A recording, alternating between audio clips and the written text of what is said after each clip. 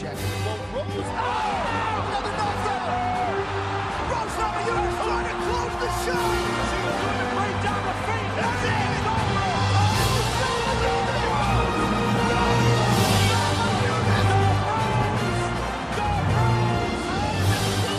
I'm gonna show you how great I am. Great I am. Great I am.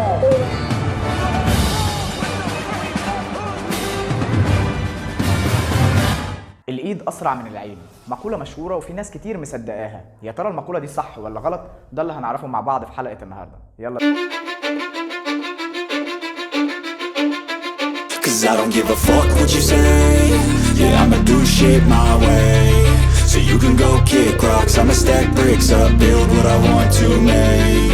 Yo, I got a lot of shit to say, so I'ma do this every day. I'll be writing things until I'm fucking buried in my grave. 6 feet deep under, but my body won't decay. Cause my messages are timeless, so they'll put them on display. Oh yeah, I rap with a certainty, I have a sense of urgency. A message for eternity, for everyone internally. I had some people burning me, but now they fucking learn to see I ain't the one to fuck with. Now they looking nervously, and I don't really care what you think of me respectfully. You can kick rocks if you think you're fucking better, see. I will outwork you, turn you to an enemy. Hurt you so bad that you're gonna need some therapy.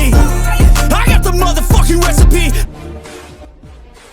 اعزائي الملاكمين في كل بيت، اعزائي الملاكمين في كل مكان جوه مصر وبره مصر، اهلا وسهلا بيكم مره ثانيه. معاكم الملاكم الاولمبي رامي حلمي، لاعب اولمبياد لندن، بطل دوره العاب البحر المتوسط، بطل افريقيا، بطل العرب، واخيرا بطل مصر. حلقه النهارده هنتكلم فيها عن حاجه مهمه جدا جدا جدا بالنسبه للملاكم، وهو انك ازاي تشوف الضربه وقت الفايت او وقت التدريب عموما.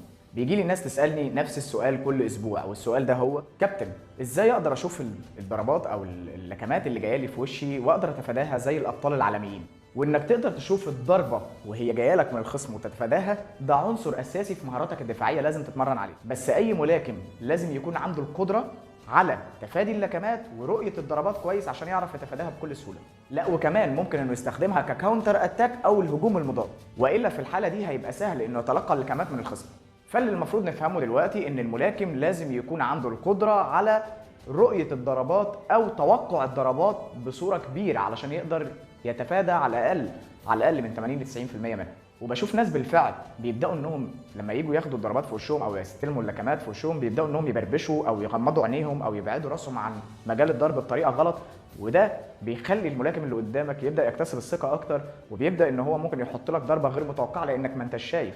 فده كله غلط في غلط. انت كملاكم لما بيجي الخصم بتاعك ان هو يلعبك او يوجه لك اللكمات بتاعته بيبقى عن طريقتين: يا اما لكمات مباشره زي الجاب والكروس، يا اما لكمات من الزوايا زي الهوكات والابرات.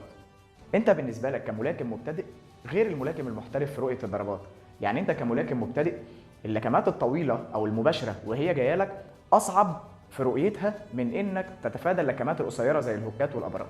وزي ما قلنا انك كملاكم مبتدئ صعب على عينك وعقلك انهم يترجموا بسرعه ان اللكمه وهي جايه بسرعتها انهم يتفادوها، فبيبقوا شايفين الجانبيات اكتر.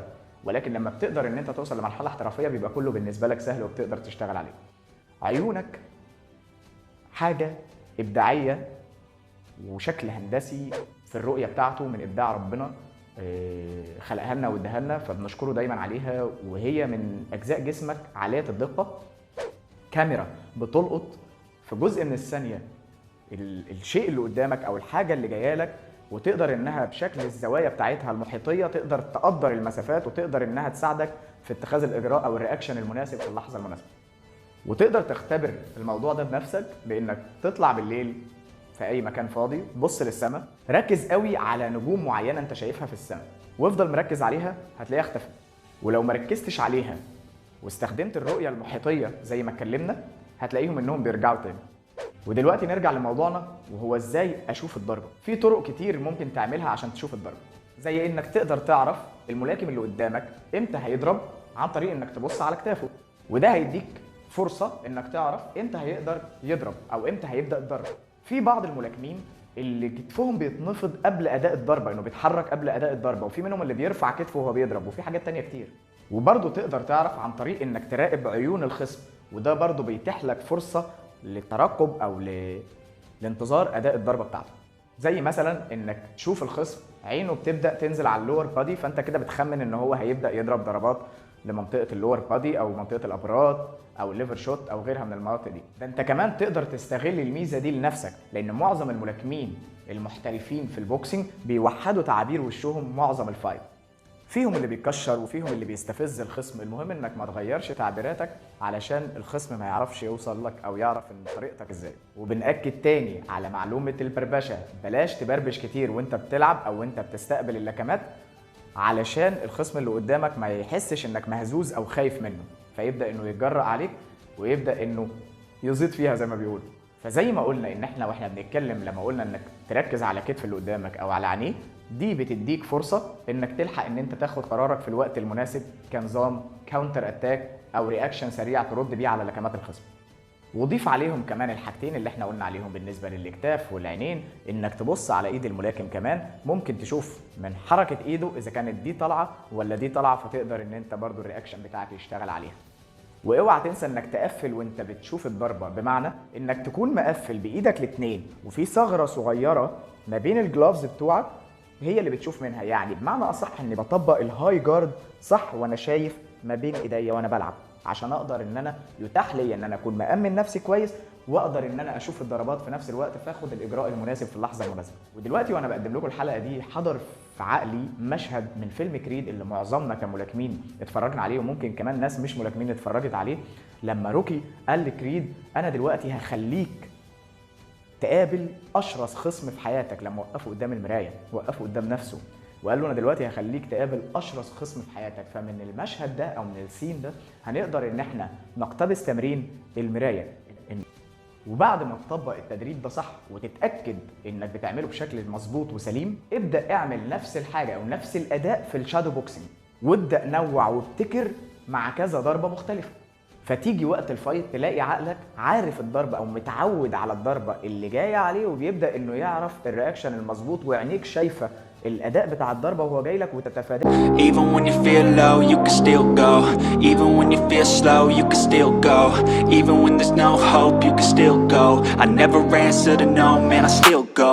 Go, go, go, go, go, go, go, go, go, go, go, go, yeah, go. تطور منها لأبعد الحدود. لو اتدربت بشكل كافي وركزت على ان عينك تبدأ انها تشوف الضربات بوضوح، فبالتالي تبدأ ردود افعالك انها تتطور، فبكده هتقدر ان انت تكون شفت الضربة كويس وحطيت رياكشن او كاونتر اتاك من الاتاك اللي جاي عليك من الخصم او الملاكم اللي قدامك. هتعمل سلابس وهتعمل رولز وهتعمل كتير من الدفاعات اللي هتلاقيها جايه مع جسمك بشكل تلقائي، بدايه من رؤيه الضربه والحركه المناسبه ليها في جزء من الثانيه، وده اللي هيتيح ليك تفادي اللكمات وكمان تستغلها انك تحط لكمات للخصم او المنافس اللي قدامك. احفظ المعادله دي كويس. الغريزه بتاعتك نميها وطورها، وهي غريزه انك تشوف بوضوح، زائد انك تطور مهاراتك في تفادي اللكمات وسرعه رد الفعل، هتساوي في الاخر انك هتبقى اسرع من البرق. اتمنى تكون الحلقه عجبتكم. لو حد عنده اي سؤال او اي كومنت ممكن يسيبه لنا في الكومنت تحت، ونقدر ان احنا مع بعض نتطور مع بعض خطوه بخطوه، وكل ما بتجيلنا اي حاجه جديده نقدر ان احنا نعمل عليها حلقه من استفساراتكم او كده، بنساعدكم ان احنا نقدر ان نقدم لكم معلومه جديده. ما تنسوش تعملوا شير ولايك وسبسكرايب للقناه، واشوفكم على خير. كان معكم الاولمبي رامي حلمي. تشاو.